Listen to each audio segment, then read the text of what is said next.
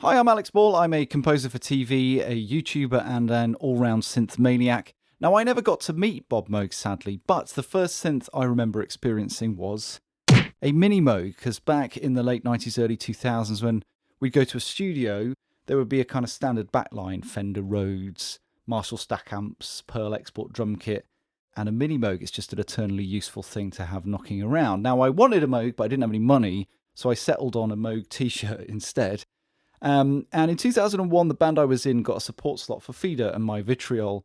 And I really wanted to meet Grant Nicholas, the lead singer and guitarist of Feeder, because he's one of my lifelong musical heroes. But I didn't want to crowd him like an annoying fan who'd got backstage. So I tried to hang back and play it cool. And I was stood in the corridor and he came out of his dressing room and he looked over at me and I was wearing my Moog T-shirt. And he pointed, and I think he said Moog, because we English people always mispronounce it. We didn't have the internet to correct us back then.